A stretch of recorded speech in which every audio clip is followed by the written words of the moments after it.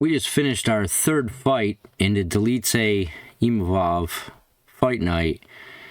Man, sometimes you get really good undercards, and sometimes you don't get that great at ones. I'm not trying to be super critical, but we had two decisions, the first two.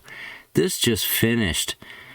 And, it was a stoppage at like 10 seconds in the third round, but it wasn't really that good of a fight.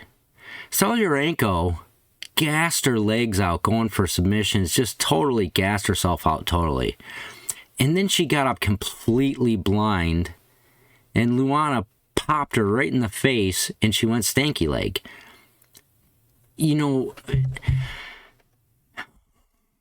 I'm really trying not to be super overcritical. And it's a big difference between me sitting here talking and being in there and all the work it took to get there. And I get all that. I mean, I did it at a very minor level with a little bit of boxing, a little bit of wrestling, that kind of stuff. But nowhere near the level that they're at. So I'm not talking that Twitter crap. But,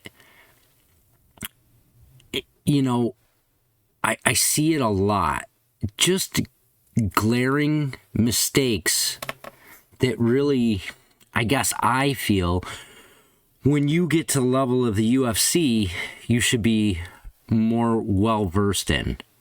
Like, submission. How are you balancing that?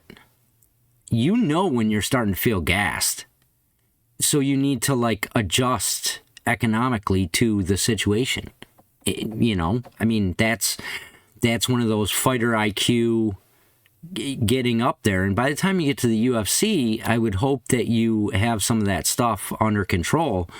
And I do see it a little too much, in my opinion, for that being in the UFC, that level, and just getting up blind.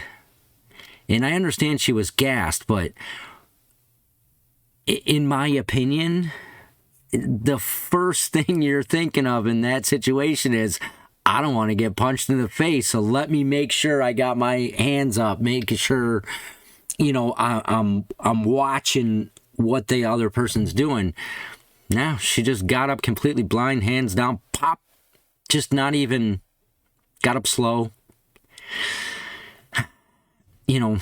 I go back to, the most prevalent thing that you hear from everyone, from fans all the way up to Dana White. When you're in the UFC, you need to bring it. And the last, you got to put that pep in the step. And the last thing that I really want to say is that Laura Sanko brought out cattywampus. And that traditionally is one of my favorite sayings. So thumbs up on that.